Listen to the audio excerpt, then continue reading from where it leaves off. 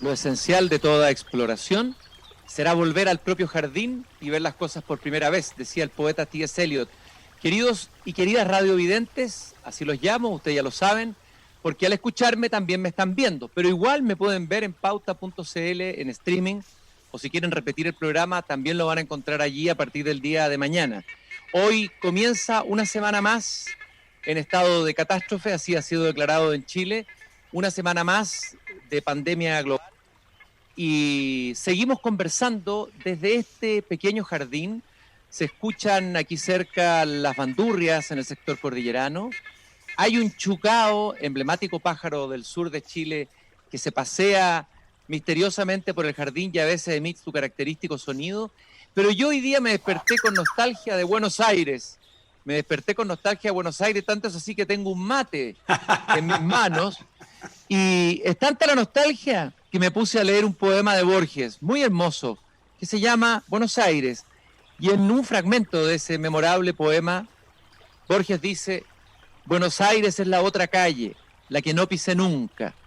Es el centro secreto de las manzanas, los patios últimos. Es lo que las fachadas ocultan. Es mi enemigo, si lo tengo. Es la persona a quien le desagradan mis versos. A mí me desagradan también. Es la modesta librería en que acaso entramos y que hemos olvidado.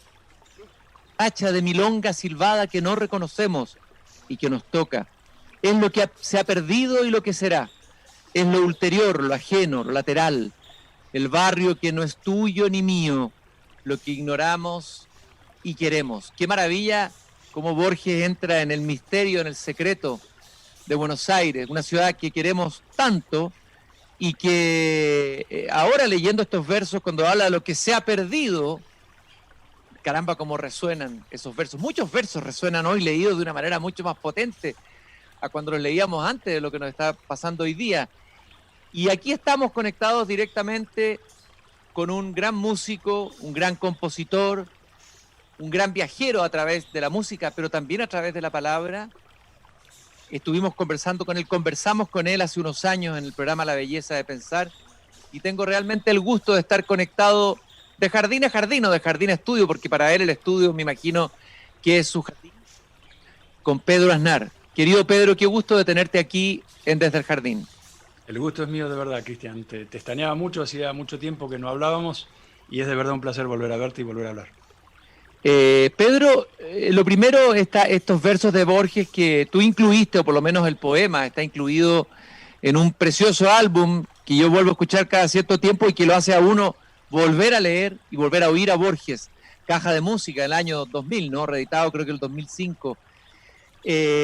¿Cómo te resuenan a ti los versos de Borges, esta suerte de nostalgia profunda de la ciudad hoy?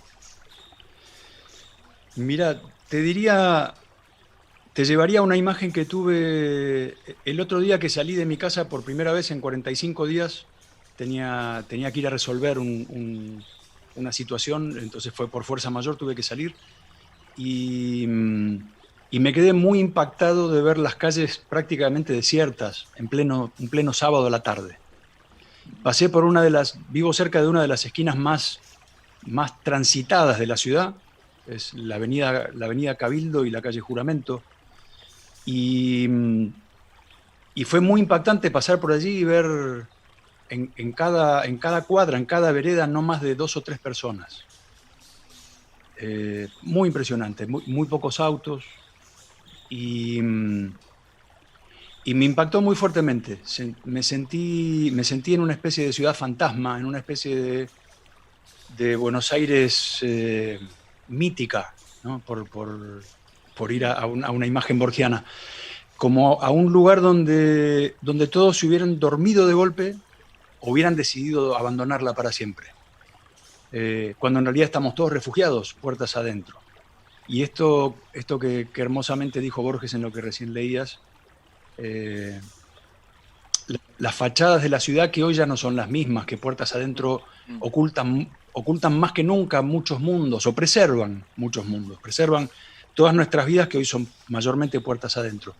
Pero las calles han quedado desiertas y esa imagen cobra una potencia trágicamente bella, diría. Y yo creo que es un poco lo que le pasa hoy, lo que nos pasa hoy a todos y a todas ante la poesía, ¿no? Ante esta profunda quietud, ante esta profunda soledad con nosotros mismos que nos encontramos, estamos más cerca que nunca de la palabra poética, porque la palabra poética es eso, es un encuentro profundo con uno mismo, es un silencio fecundo. Y hoy todos estamos viviendo eso y viviendo en un contacto profundo con nosotros mismos y teniendo que ser obligadamente nosotros nuestro propio y nuestro único refugio posible. Y la poesía es un poco eso, ¿no? Es el último en el sentido del más trascendente de los refugios para la palabra y para el pensamiento. Bueno, es como el último refugio en medio de la catástrofe, es como un refugio antiaéreo, ¿no? Y blindado la poesía en una situación de intemperie, de incertidumbre en que la mayoría de los ciudadanos anónimos del planeta se sienten de manos atadas. Así es. Y tienen que vivir casi pasivamente el decurso de lo que está ocurriendo. Y la poesía para ti ha sido siempre importante, Pedro, entiendo, incluso antes de la música. Creo, por ahí leí que la poesía ocupaba un lugar para ti significativo. Sí, escribí mis primeros intentos de poemitas antes de animarme a componer mi primera canción, así que sí, de alguna manera la palabra poética antecede en mí por lo menos a la dedicación a la música. La música yo creo que está en mi sangre desde siempre, pero sí escribí mi primer poema antes que escribir mi primera canción, es cierto. Hölderlin, el poeta alemán, decía en un poema bien trágico, pero muy profético: ¿para qué poetas en tiempos de miseria? Pero se refería a la miseria más bien espiritual o a la decadencia cultural, etc. ¿Para qué poetas en estos tiempos?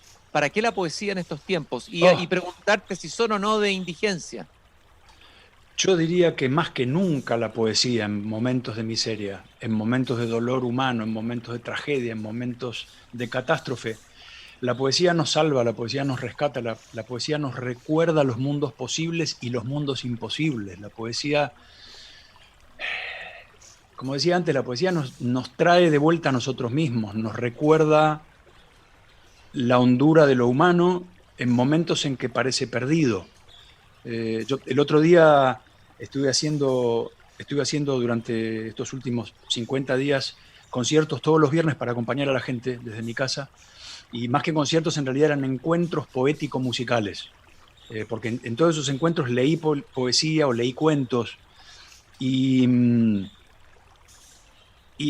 las hermosas devoluciones, la generosidad de los mensajes que la gente me mandó durante todas estas semanas fue muy impresionante, y todos agradecían que estuviera tan presente la palabra poética, además de la música, ¿no? Y además de, obviamente, la poesía que está presente en las letras de las canciones, que no es menor, pero que estuviera la palabra poética desnuda también presente ahí. Lo agradecieron muchísimo porque se sintieron profundamente acompañados, se sintieron reflejados, sintieron expresado su dolor con una palabra potente, con una palabra fecunda.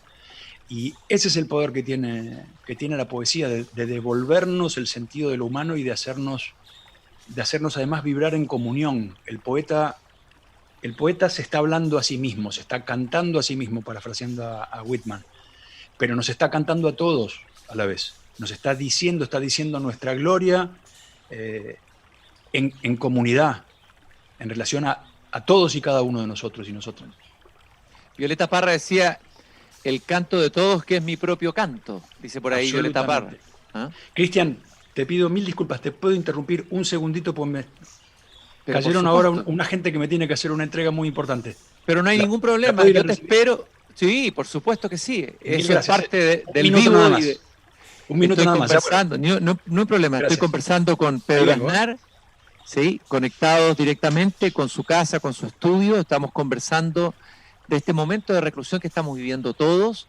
Y es muy significativo para mí poder volver a hablar con Pedro Aznar. Tuvimos bellas conversaciones anteriores, no desde el jardín, sino que en la televisión, en la belleza de pensar y en una belleza nueva. Y ahora, bueno, él de alguna manera ha entrado en este jardín que ustedes tan bien conocen, y me siento muy alegre de que él pueda estar acá con nosotros. Estábamos hablando del papel de la poesía y del papel de la música en esta crisis que estamos viviendo. Hay que decir, tal como él contaba, que Pedro Aznar ha tenido una iniciativa muy interesante que consiste en recorrer su extenso catálogo y de alguna manera ha realizado una serie de conciertos desde la intimidad de su hogar, abiertos al público, y son unos shows en un formato muy particular, muy generoso, muy de entrega, y él ha hecho el recorrido por ese catálogo extenso que tanto admiramos y queremos, canciones como Rencor, Nocturno Suburbano, Utopía, los homenajes que él siempre le ha hecho a los grandes músicos que lo han marcado, Elton John, Atahualpa Yupanqui, Pat Metheny, también al chileno Manuel García, con el que realizó el álbum Abrazo de Hermanos, del que le vamos a preguntar. Y además, Pedro Aznar ha enviado ciertas reflexiones a través de su Facebook que a mí me parecen muy significativas y muy coherentes con la trayectoria de Pedro Aznar, con su mirada del mundo que está en sus canciones, pero que está también en su manera de estar, de hacer música en el mundo. Él plantea, y lo leo, ojalá podamos repensarnos a nosotros y como sociedad, saquemos el foco de nuestro propio ombligo y podamos ponerlo en el de los demás, en estos días extraños y preocupantes. Eso lo dice en medio de estas ya 6 transmisiones disponibles en las plataformas digitales. Es una fiesta, es una maravilla poder escuchar a Aznar cantando desde la intimidad de su estudio y desde su casa. Y estamos conectados directamente con Pedro Aznar en este momento y ustedes van a ver la imagen vacía. Estábamos hablando de la ciudad fantasmal, se ve el estudio fantasmal de Pedro, y es porque fue a contestar, no sé si el teléfono o el timbre de su casa, y quedamos ahí frente a la pantalla esperando que regrese para que siga esta conversación que he tenido con él desde hace varios años. No es la primera vez que converso con él y siempre es un gusto volver a encontrarlo, volver a verlo tan activo, tan presente en las distintas coyunturas y particularmente en esta, en la que el ser humano necesita más que nunca la música. Y él decía algo muy importante, la palabra poética, que debe ocupar un lugar en la música. Hay que recordar que Pedro Aznar es, en primer lugar, un gran cancionista. Recordemos sus álbumes David y Goliat, Cuerpo y Alma, Contraluz, pero también es un músico y ha sido un músico experimental. Recordemos el álbum Contemplación, un gran intérprete de música. Aznar canta Brasil, es memorable, o Puentes Amarillos, donde él interpreta a ese gran músico y que él conoció entrañablemente, que es Spinetta, una de las leyendas de la música argentina. Comentábamos recién con él Caja de Música. Ahí se revela esta relación que tiene Aznar desde la música con la poesía, donde él toma varios poemas de Borges y los musicaliza. Es interesante. Son poemas que vale la pena leer antes y después escucharlo en la música. Por ejemplo, Al horizonte de un suburbio, A un gato. Escuchábamos recién Un gato en el estudio de Pedro Aznar. Los enigmas, Insomnio, Buenos Aires. Yo leía recién un fragmento de ese hermoso poema en prosa. El Caja de Música que le da al álbum y otros poemas de Borges. Pedro, bueno, yo estaba conversando aquí, ahí volvió Pedro Aznar, ahí ustedes lo ven en la imagen si me están siguiendo en pauta.cl, y ahora se está conectando al audio y vamos a volver a escucharnos. Mil disculpas por la interrupción, Cristian. Espero que no haya sido nada grave. No. Cualquier visita en cuarentena es inquietante, ¿eh? No, era una... Compré por internet un adaptador de corriente para mi cámara de video, que el otro día en la última transmisión el concierto fue más largo de lo que pensaba y yo había testeado que la batería duraba 2 horas. El concierto duró 2 horas 10 y me quedé sin batería en el final y se fue todo oscuro. Así que esas son cosas que ocurren, ¿eh? Que ocurren en esta época. Y además, claro, estando solo yo no tenía manera de saber que se había ido la imagen. Pero la gente igual me dijo, no te preocupes que escucharte a oscuras fue más mágico todavía. Oye, y Pedro, y además entiendo que la noche es tu hora, más que la mañana, ¿no es así? Soy más bien noctámbulo, sí.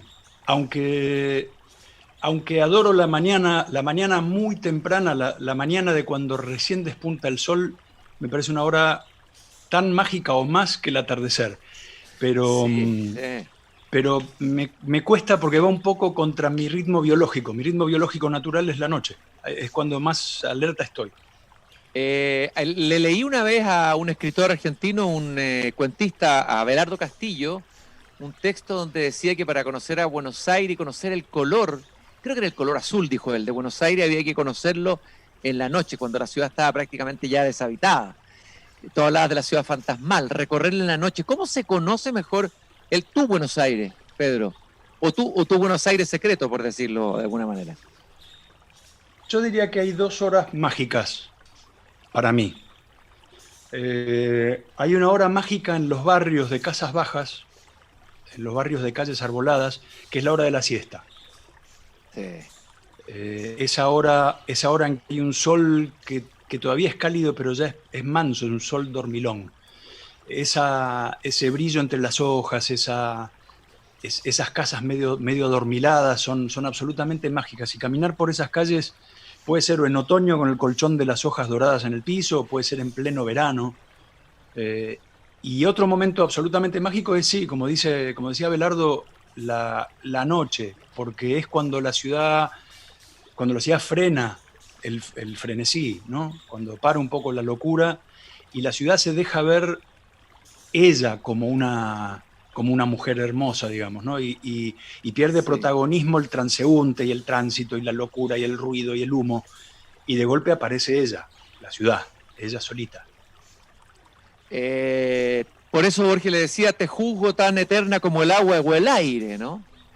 Eh, Exacto, ¿Ah? Te juzgo tan exacto. eterna. En otro poema Buenos Aires que está en sus primeros poemas. Estaba comentando, Pedro, yo los llamo radiovidentes a mis auditores porque ellos me escuchan pero me ven y se imaginan cosas. Muchas veces les cuento cuentos, les leo poemas, cierran los ojos y escuchan una especie de cherezado, por decir que les va contando historia.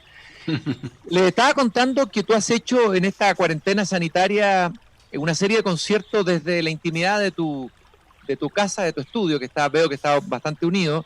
Me gustaría que me contaras un poco de eso y cómo ha sido esa nueva experiencia de contacto, porque estaba pensando que si a alguien ha golpeado esta crisis es a los músicos. El Sí. músico, sobre todo hoy, necesita, bueno, no ha necesitado siempre, pero el contacto, el público, esa relación energética directa, ese eros del espectáculo, ¿no? Parece de manera tan brutal. ¿Cómo se da esa transición? Cuéntame un poco esa experiencia, Pedro. Fue muy particular porque si bien yo ya había hecho transmisiones en las redes, esas transmisiones eran de carácter más ¿cómo decirlo? Como alternativo, ¿no? Era, era una manera más de estar presente. Pero en estas transmisiones se convirtió en la única manera de estar en contacto con la gente, lo cual marca una diferencia muy importante. Era la única manera de poder tocar música para ellos, era la única manera de poder comunicar la palabra hacia ellos. Y, y entonces cobró una nueva urgencia y una nueva importancia. Y recuerdo el primer día que transmití, que fue el 25.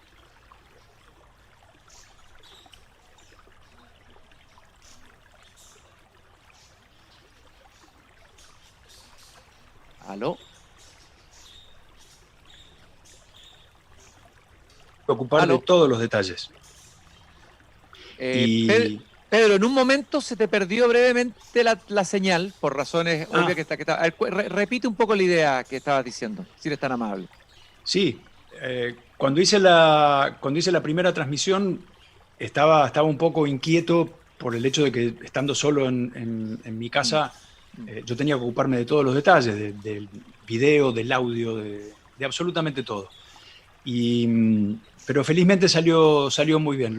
Anoche volví a verlo, te estuve revisitando un poquito, ya están puestos en mi canal oficial de YouTube los 6 conciertos, y estuve revisitando un poquito cada uno de ellos y vi cómo fue mejorando la calidad técnica de ellos a lo largo de las semanas. Pero siempre el espíritu fue el mismo, ¿no? Fue un espíritu de búsqueda de comunicación, de llegar al otro, de estar con la gente, de acompañar y al mismo tiempo de acompañarme a mí mismo, ¿por qué no? Para mí fue muy importante hacer esto porque me dio un sentido de propósito durante todas estas semanas. Fue un intenso trabajo porque cada transmisión era un espectáculo completamente distinto, con textos distintos, con músicas distintas. Tuve que estudiar muchas canciones, tuve que diseñar desde el sonido muchas canciones y eso me llevó mucho trabajo y muchas horas de pensamiento y de búsqueda y de estudio.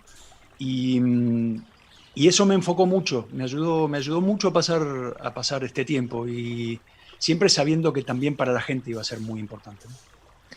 Pedro, tú por ahí señalaste que a propósito de esta situación de emergencia, de crisis, no sabemos de cuánta emergencia, pareciera que no hubiera futuro. Primero, no sé si tienes esa sensación, estamos en una especie de presente, no sé si ralentizado o suspendido, pero sin futuro. Y una de las características de la modernidad trepidante en la que vivíamos era que siempre estamos lanzados hacia adelante. El crecimiento económico, lo vertiginoso, la velocidad. Hay un filósofo francés que hablaba que la civilización contemporánea se caracteriza por el aceleramiento de la velocidad.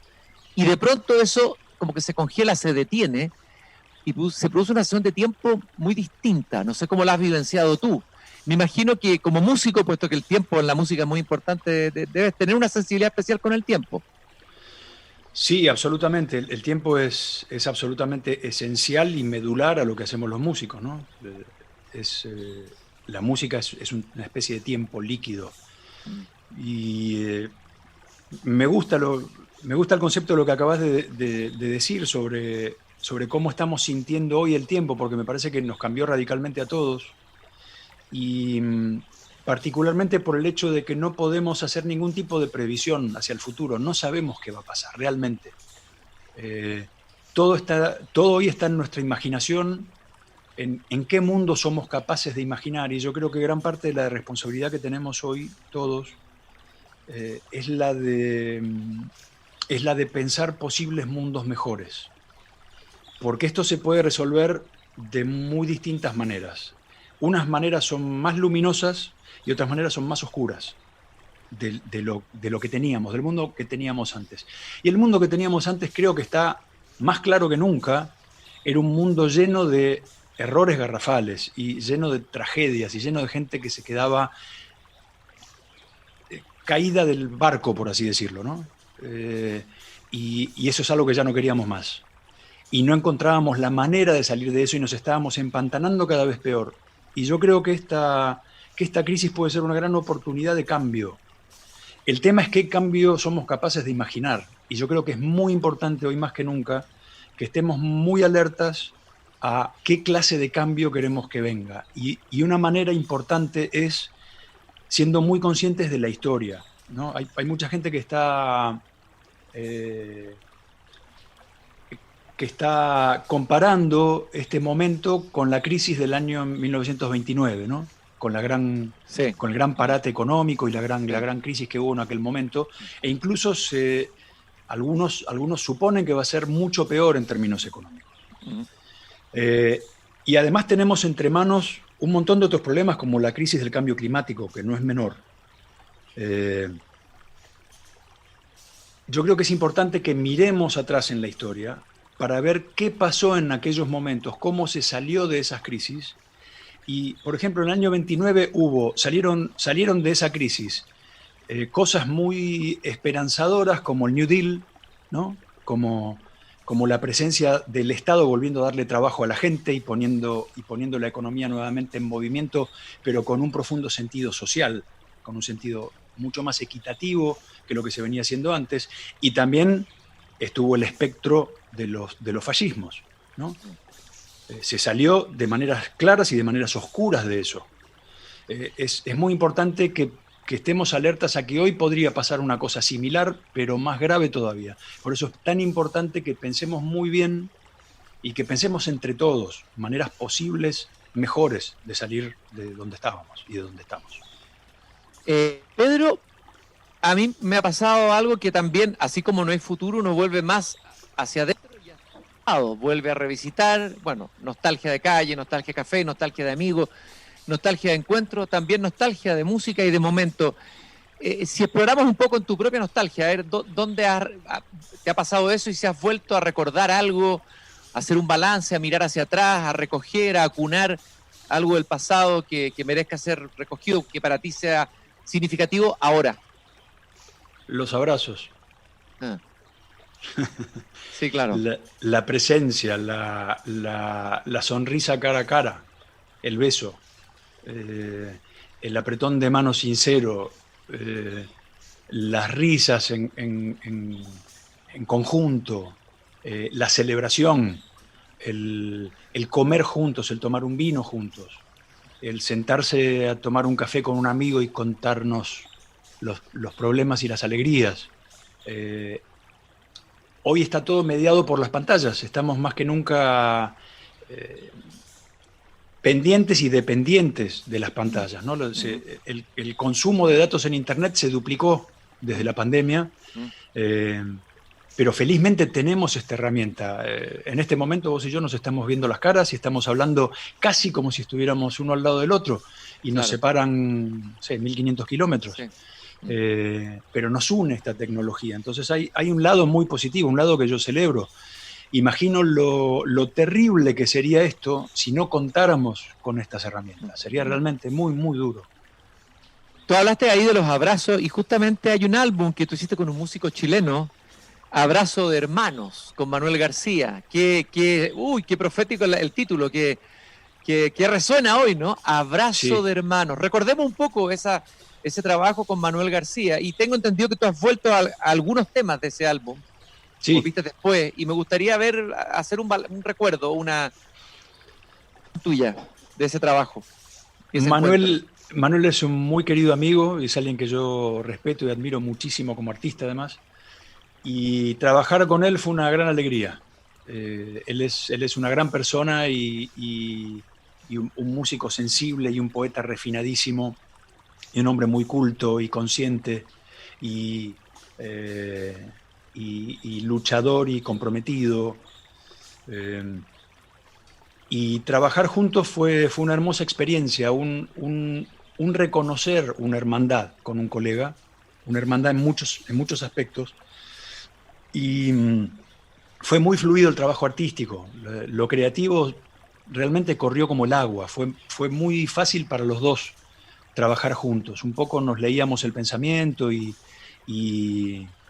nos dejábamos hacer el uno al otro, ¿no? Dejábamos que el otro tomara las riendas alternativamente y hubo un espíritu de confianza y de entrega, ¿no? Es un disco verdaderamente hecho a dúo y son canciones verdaderamente compuestas a dúo, al punto en que a veces los dos tenemos que pensar doblemente para recordar quién fue el que compuso cada parte de las canciones, porque a veces se nos mezclan, quedaron tan bien fundidas las personalidades musicales que incluso recuerdo que un día Manuel me dice: acaba de pasar una cosa muy curiosa y muy entretenida, como se dice en Chile, nosotros decimos muy divertida.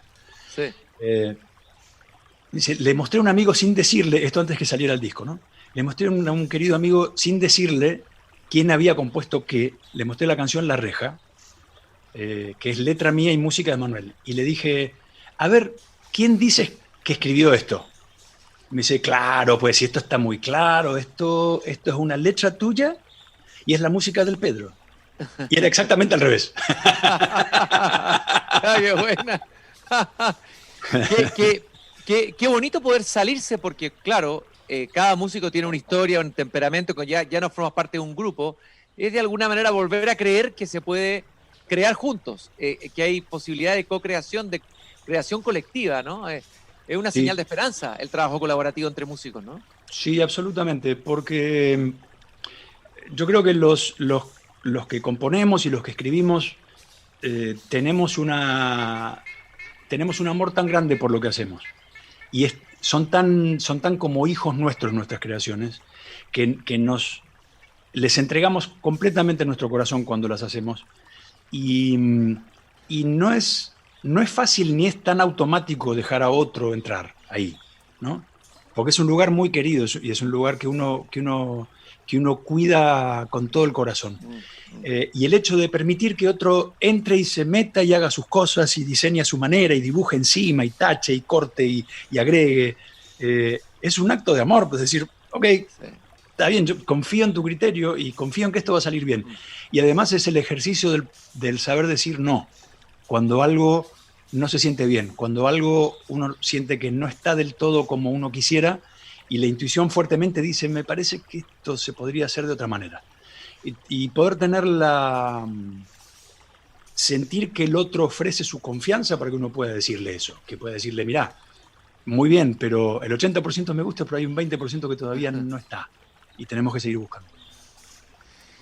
Pedro, tu trayectoria también se caracteriza por el trabajo en colaboración. Yo lo veo así, que tú eres un músico que proyecta o una energía de generosidad, de entrega, de trabajo con otros, de amor por la música, amor de amistad con tus contemporáneos, más que de defensa de una pequeña parcela de ego. Eso por lo menos yo lo percibo muy fuertemente y creo que ha caracterizado tu trayectoria. Y hay un trabajo que hiciste antes que pasara todo esto, obviamente, que es un trabajo muy interesante, que es remasterizar algo que es bien esencial en la historia de la música argentina y latinoamericana, que es este álbum La grasa de las capitales. La grasa de las capitales de Serú Girán.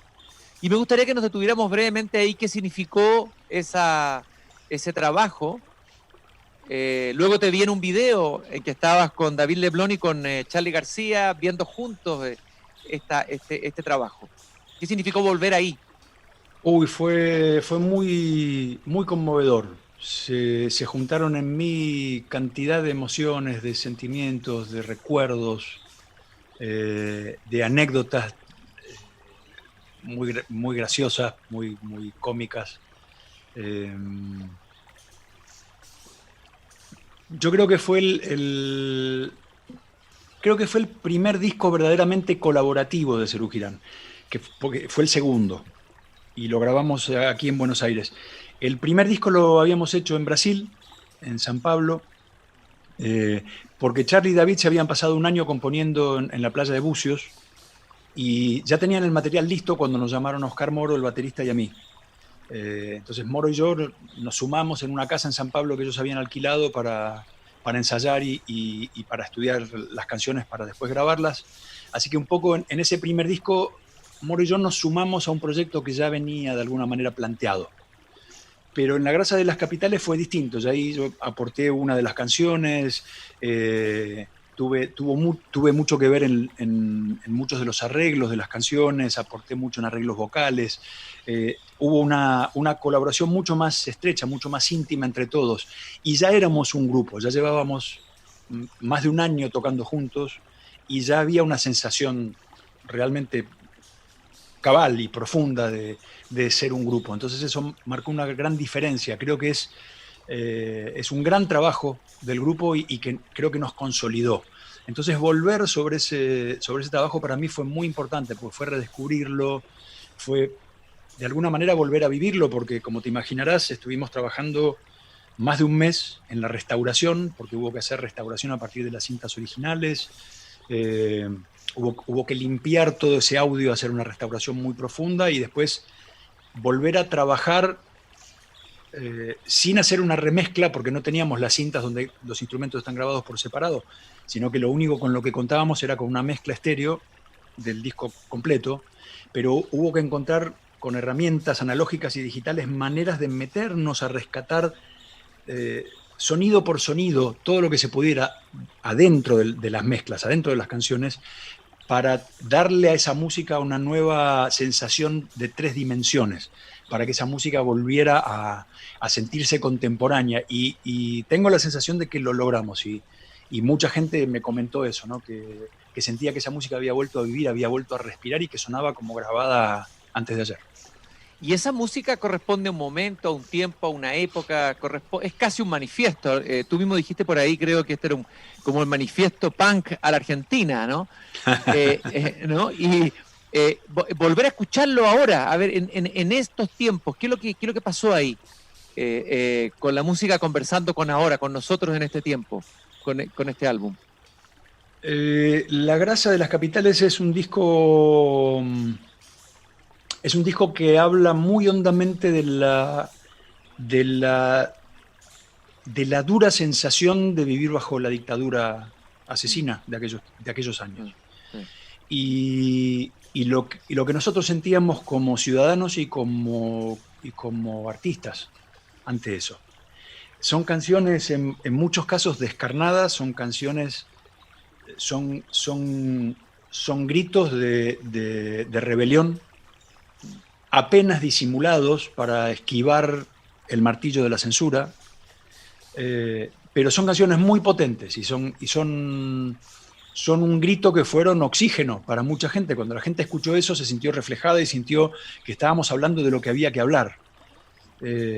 Por eso yo creo que es un disco tan importante y es un disco que tiene tanta validez en el mundo de hoy, porque habla de cosas que en algunos casos siguen ocurriendo. Habla de opresiones que van más allá de la coyuntura política de aquellos años. Oxígeno que necesita nuestro tiempo. ¿Cuál sería el oxígeno musical que tú le darías a este tiempo? Si Serú Girán fue ese oxígeno para ese momento de opresión, ¿cuál sería nuestro oxígeno hoy? ¿En cuanto a lo estético musical o en cuanto a lo conceptual? A lo estético musical y lo conceptual también podría ser, ¿sí? Yo creo que en nuestros tiempos hay muchas músicas que expresan y generan ese oxígeno musical y que generan ese oxígeno conceptual. Hay mucha música de nuestros días que dice cosas muy profundas, que mete las manos en la masa de lo político y de lo social y de lo que nos pasa con mucha hondura y con mucha inteligencia, y que musicalmente también tienen muchísima validez, absolutamente. Estoy conversando con Pedro Aznar, yo estoy en mi jardín y él está en su jardín de sonidos, en su estudio. Exactamente, ¿en qué barrio estás tú, Pedro? ¿En qué sector? En el barrio de Belgrano. En Belgrano. En la zona norte de Buenos Aires. En la zona norte de Buenos Aires. Yo te comentaba recién que a mí me gustó mucho el trabajo que tú hiciste con Borges, bueno, porque a mí me fascina la poesía, me fascina Borges, y fue un gusto, una alegría ver que un músico se atrevía, porque hay que ser valiente, ¿no?, a meterle música a Borges, ¿no?, o a sacarle música a Borges, no sé. Y lo hiciste muy bien en esa caja de música. A ver, primero que nada, ¿cuál es tu relación con ese Borges poeta, digamos?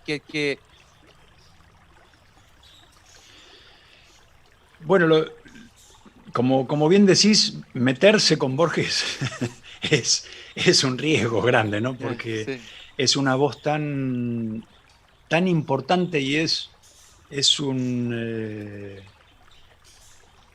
una figura gigantesca de la literatura latinoamericana. Entonces es alguien difícil de abordar, ¿no? Yo no lo hubiera hecho, siempre digo esto, no lo hubiera hecho de motu propio, no me hubiera arrogado el derecho de meterme con la obra de Borges, así como así. Me hubiera dado miedo y me hubiera dado mucho pudor.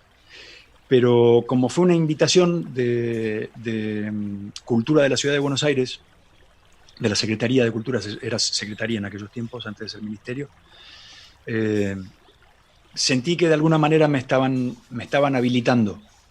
Haya sido un error o no que me convocaran, me convocaron. Entonces pues, me dediqué a ese trabajo con muchísimo honor de que pensaran en mí y con muchísimo respeto, desde luego. Y en cuanto a la poética de Borges, fue como trabajar con otro músico. Es tal la música que hay adentro de su uso de la palabra. Es tan musical su palabra. Hay hay unos ritmos tan deliciosos adentro de su poesía y unos quiebres y unas irregularidades rítmicas tan magistralmente manejadas, que era como tener a un gran colaborador músico soplándome al oído diciéndome, ahora esto lo que necesita es tal cosa, y ahora lo que necesita es cambiar a tal lugar, y ahora lo que necesita... me resultó muy, muy, muy fácil y muy espontáneo hacerlo. Bueno, son muchos los poemas los que me acuerdo es Los Enigmas, por ejemplo. ¿Ah? Así al azar, lo tengo aquí, Borges en mis manos, el libro. Yo que soy el que ahora está cantando, seré mañana el misterioso, el muerto, el morador de un mágico desierto. Orbe sin antes, ni después, ni cuando. No. Así afirma la mística. Así afirma la mística, me creo, indigno del infierno, de la gloria. Pero nada supongo nuestra historia. Qué buena. ¿Cómo sigue? Dice, nuestra historia cambia como las formas de Proteo. Cambia como las formas de Proteo. Qué errante laberinto, qué blancura. Ciega de resplandor será mi suerte. Cuando me entregue al fin esa blancura, la curiosa experiencia de la muerte, quiero beber su cristalino olvido, ser para siempre, pero no haber sido. Qué maravilla de texto y qué maravilla de música. Los enigmas, bueno, ahí Borges está metiendo en los enigmas más profundos, en los misterios más grandes, y que tienen que ver con la relación con la muerte, con el olvido. Prefiere ese olvido, casi no haber sido, dice, ¿no? Y me gustaría preguntarte de tu relación, porque si hay algo que nos ha golpeado la pandemia es dos cosas, creo yo. Por un lado, la conciencia de la vulnerabilidad del sistema en que estamos. Nunca antes se había visto que era tan vulnerable el sistema económico, político, etcétera. La vulnerabilidad impresionante, ¿no? Que en un mes ya está todo los grandes países de rodillas ante el virus, etcétera, etcétera. Y por otro lado, la conciencia de nuestra fragilidad, que siempre la modernidad tiende a escamotear esa fragilidad. Me imagino que has vivenciado algo en relación a eso, a esas dos cosas, Pedro. Sí, absolutamente. Yo creo que la vulnerabilidad se vio profundamente amplificada por un sistema perverso, por un sistema desigual, por un sistema dedicado a maximizar las ganancias y a minimizar las necesidades de la gente. Cuando nos encontramos con la necesidad de atender a la gente, de que los hospitales fueran eficientes, de que hubiera suficiente equipamiento, de que hubiera atención médica adecuada, muchos países, e incluso muchos países ricos, se encontraron con que no estaban preparados para enfrentar esto. Y no estaban preparados porque habían privatizado la mayor parte de los servicios médicos, porque la medicina era prohibitivamente cara y por ende solo estaba al alcance de la gente que tuviera un buen pasar económico. Y está a las claras que esta pandemia está afectando muchísimo más a toda la gente que está desprotegida económicamente, que es muchísima. Son 2/3 de la humanidad, por lo menos, que a la gente que tiene su economía resuelta, por así decir. Entonces el sistema es un agravante muy serio de la vulnerabilidad. La vulnerabilidad la tenemos por el sencillo hecho de ser humanos, ¿no? O sea, no tenemos, como se dice por ahí, la vaca atada.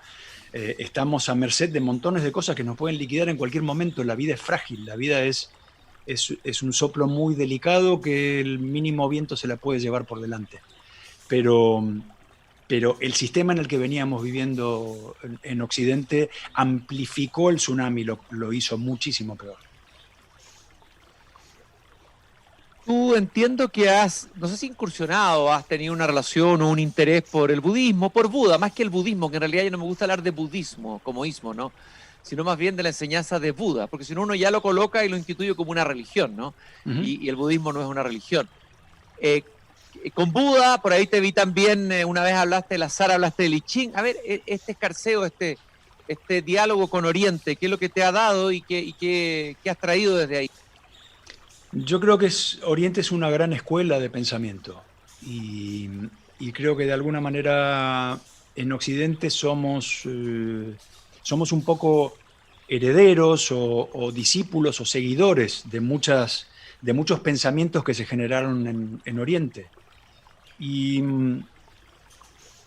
ahora que hablabas del I Ching, el I Ching y el Tao están muy relacionados, ¿no? Y Sí, claro. el Tao, por no usar el ismo tampoco, en este caso, Sí, sí, el Tao y Buda, o la filosofía, por así llamarla, de Buda, o la psicología profunda de Buda, juntos conforman el Zen, que es una disciplina, por así llamarla, muy interesante, muy fascinante y que tiene un perfume a poesía también, ¿no? Porque es un modo de apreciar la magia de la vida, es un modo de apreciar la magia de estar aquí. Y para mí la enseñanza de Buda es muy importante precisamente porque no da explicaciones, no se detiene a explicar, no se pone a hacer preguntas sobre Dios, sobre quién es, qué hace, dónde está, por qué creó, sí creó. No se pregunta eso, porque para el budismo eso está fuera del alcance de la posibilidad de nuestra comprensión. Entonces, perderse en esos laberintos es precisamente eso, perderse en laberintos. Y lo que propone es otra cosa, lo que propone es un encuentro con la paz adentro de uno. Y con que esa paz permite ver la transparencia, permite ver el hilo de la conciencia. Y ese hilo de la conciencia es lo que conecta todo lo que vive, que para el budismo es absolutamente todo lo que hay en la creación. Todo es hijo de esa conciencia y todo en algún momento va a alcanzar la autoconciencia de sí. Se va a reconocer como hermano de todo. Para mí esa hermandad de todo es lo que más resuena en mí, es el pensamiento espiritual que más resuena con lo que yo creo profundamente. Es la interdependencia y también la impermanencia que están tan presentes, yo creo, en el pensamiento de Buda, la conciencia de la Sí, impermanencia y la conciencia de la interdependencia, ¿no? absolutamente. Aceptar el cambio como lo único seguro. ¿Y cómo eso toca la música o de qué manera a ti te ha servido en la música, tanto en la creación como en la ejecución? ¿De qué manera eso puede encarnar, eso que acabas de decir, en la creación musical?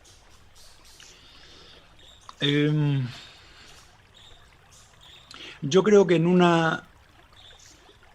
una confianza cada vez mayor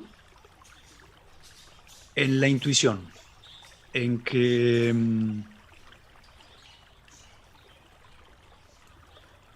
controlar racionalmente todos los procesos de la creación musical lleva a un lugar un poco repetitivo y un poco monótono, que es importante poder abandonarse a ese fluir espontáneo, a esa intuición que te va dictando un poco al oído para dónde quiere ir una obra. Yo eso lo he ido ejercitando cada vez más de manera consciente. Fue una cosa que me propuse a mí mismo. Porque tú también al mismo tiempo has sido muy perfeccionista y muy riguroso en tu trabajo, ¿no?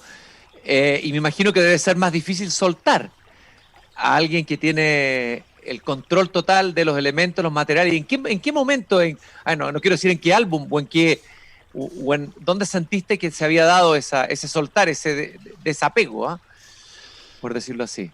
Yo creo que el primer ejercicio consciente de romper el sueño del control absoluto, que no es más que un espejismo, fue en Fotos de Tokio, un álbum de 1986. Al punto en que hay una canción que está, bueno, una canción, es un momento musical que lo grabamos en vivo con una máquina de ritmos Y eso fue grabado en una cinta cassette, en un concierto en vivo, que un día la escuché y me gustó tanto que decidí ponerlo copiado de la cinta cassette en el disco. Invitamos a un miembro del público a que toque lo que quisiera en esa caja de ritmo, y sobre eso los músicos improvisamos una cosa. Y hasta el momento en que ocurrió no teníamos la menor idea de qué iba a pasar, ni siquiera de qué instrumento iba a tomar cada uno, porque en ese momento en mi grupo éramos 3 que éramos multiinstrumentistas, entonces no se sabía muy bien con qué instrumento se iba a disparar cada uno. Y es, si no recuerdo mal, es una piecita musical que dura unos 6 o 7 minutos, y decidí ponerle ahí un poco como un pronunciamiento, ¿no? Como una declaración de principios, de me estoy largando a esto, a lo que ocurra, a lo que el momento decida. Y hay otro momento también importante en ese disco que está hecho basado en el cuento El perseguidor de Julio Cortázar. De Cortázar, que tiene mucho que ver con esto, ¿no? Claro que sí. Exactamente. Sí. Habla de, sin nombrarlo, habla de Charlie Parker, de quien Cortázar era súper fanático. Y es un músico que en un momento sale espantado corriendo del estudio de grabación diciendo: esto lo toqué mañana, esto lo estoy tocando mañana. Claro. Y recuerdo que lo que hicimos fue, yo tenía un grabador a cassette portátil y tenía una cinta en la que estaba Cortázar recitando sus propios cuentos, y lo que hice fue poner esa cinta, y en el momento en que estábamos grabando la canción yo iba reproduciendo frases de Cortázar al azar. Ponía el grabador en avance rápido, y en algún momento determinado, cuando me parecía, apretaba el reproducir, y aparecía Cortázar diciendo una frase al azar, la que fuera en el momento. Y eso fue lo que quedó. Entonces, en ese disco hay mucho ejercicio de eso, de lanzarse sin paracaídas al momento y ver qué pasaba. Oye, y Mala Señal con Charly García en Tango 4, eso también es un ejercicio de deshacimiento completo, ¿no? Absolutamente. Todo ese disco tiene mucho de eso, de lanzarse al agua sin saber si uno va a saber nadar o no. Con la intuición de que sí, pero sin saber en todo caso qué profundidad tenía el agua, o si iba a estar turbulento o no. Hicimos con Charly una larga improvisación en mi estudio, estuvimos como 12 horas tocando. Nos cambiábamos instrumentos, íbamos haciendo cosas. Y Mala Señal fue una canción que surgió, el momento me dijo, ahora toca el teclado vos. Me dice, tengo una idea, yo voy a ir cantando una cosa, tengo una idea. Él tenía la idea tenía esa frase: Mala Señal cruzó las piernas. Sí. Me dice, tengo esa idea. Señal. Cruzó las piernas y el champán quedó cuando dijo algo incierto. Ella cruzó la calle. La cebolla es la excusa para llorar. Sí. Y lo que hicimos fue improvisar. Lo fuimos improvisando por completo. Y él tomó un micrófono, se puso a improvisar una melodía y una letra, yo improvisé una armonía. En el medio yo modulé a otro lado. Había un piano vertical que yo tenía en ese momento ahí en el estudio. Él echó mano al piano. No habíamos puesto ni siquiera micrófono en el piano. El piano entró por su micrófono vocal. Fue así de azaroso todo. E hizo un solo precioso, después terminó cantando, el tema cerró, y yo lo quería publicar exactamente como estaba. Al final él había ido hacia un lugar con la voz en la última nota, y yo había ido hacia otro y corregí para acompañarlo a él. Está fantástico. Entonces había como una especie de pequeño tropiezo al final, pero que se corregía en un segundo. Y yo lo quería poner así tal cual era. Le dije, pongámoslo como lo improvisamos, no lo regrabemos. Y él, mucha gente a veces piensa que yo soy el prolijo y él es el caótico. Claro. Él fue el que insistió en que lo regrabemos. Sí.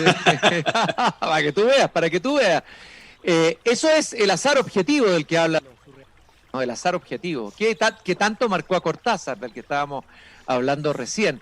Absolutamente. Y de alguna manera todo esto que estamos hablando, Pedro, me da la impresión que sirve para estos tiempos, ¿no? ¿De qué manera podemos navegar en estos tiempos de incertidumbre que vienen? Yo creo que es desde aquí, desde este lugar de donde estamos hablando. Sí, completamente de acuerdo. Yo en estos tiempos volví a meditar con regularidad, que es una cosa que, y esto yo me sentí un poco culpable, pero después de haberlo hablado con muchos meditadores, todos nos confesamos a todos que éramos bastante irregulares con nuestra práctica y que no hacíamos 2 meditaciones diarias como se recomienda habitualmente, y que a veces nos olvidábamos por largos meses. Pero de todas formas yo creo que en los meditadores queda un poco como una base o una impronta de lo que la meditación produce, que es un profundo silencio interior y un profundo respeto por ese silencio interior, un oírse a sí mismo pensar de alguna manera, pero no pensar en cosas. En realidad, lo voy a expresar de otra manera porque lo expresé un poco mal. Es un ser consciente del ser consciente. Hacerse consciente de que uno es consciente, es algo así. Como oír, a pesar de que uno no oye nada, oír la propia conciencia o ver la propia conciencia sin ver nada, con los ojos cerrados. Y yo creo que esa impronta queda, no importa cuántas veces uno medite, pero de todas formas, yendo a lo que decías recién sobre estos tiempos en particular, para mí fue una gran herramienta volver a meditar y me lo propuse porque me di cuenta, dije, yo voy a necesitar de esto, voy a necesitar esta calma interior porque es un momento de mucha inquietud, es un momento de una profunda incertidumbre, es un momento de mucha soledad, es un momento en el que extrañamos a amigos, extrañamos a familia, extrañamos ver gente, extrañamos oír bullicio, extrañamos la celebración, la fiesta.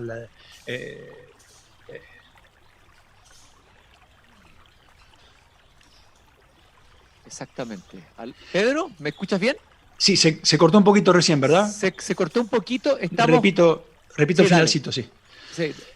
Extrañamos muchas cosas, extrañamos particularmente a nuestra gente querida y hacer cosas con ellos. Y meditar a mí me sirvió mucho para recordarme ese lugar de calma, ese lugar de paz interior. Y yo creo que es importante para estos tiempos encontrar un lugar de refugio y un lugar de reflexión. Por eso yo en todas estas transmisiones que estuve haciendo estos viernes lo llamaba momentos de retiro espiritual. Nunca lo llamé cuarentena ni lo llamé confinamiento, porque son palabras que encierran, son palabras que cierran. Un retiro espiritual es otra cosa. Un retiro espiritual es un lugar al que uno va a encontrarse con su propio sentido de la espiritualidad, cualquiera él fuera. No tiene por qué ser ninguno en particular. Uno puede ser inclusive absolutamente agnóstico y no creer en ninguna cosa, ni en ninguna teoría espiritual, ni en ningún dogma, ni en ninguna religión. Pero sí estar en contacto con algo que a uno le haga profundo bien y que sea un encuentro con uno mismo. Un espacio para una reflexión profunda. Yo creo que eso lo necesitamos todos en estos tiempos para parar un poco esta sensación de inquietud y para ayudarnos, como hablábamos antes, ¿no? a pensar posibles buenos futuros para todos. Querido Pedro, la verdad es que ha sido un regalo volver a conversar contigo, un gran regalo. Podría seguir horas. Quiero agradecerte tu generosidad, tu entrega, lo que nos estás regalando a través de tu Facebook, a través de estos conciertos virtuales, no los llamamos virtuales, conciertos reales, solamente que a través de un formato distinto, el espíritu de la música. Estamos en tiempos de peligro, pero como dijo de nuevo el poeta Hölderlin, que siempre cito acá, cercano está el Dios, pero difícil es captarlo, pero donde crece el peligro, crece también lo que nos salva. Y yo creo que eso es a lo que hay que apuntar y a lo que tú estás apuntando también en este trabajo que estás haciendo, en estos mensajes que estás enviando. Te mando un inmenso y gran abrazo en estos tiempos de peligro, Pedro. Igualmente para ti, Cristian. Ha sido una vez más un extraordinario placer. Muchas gracias a ti. Gracias.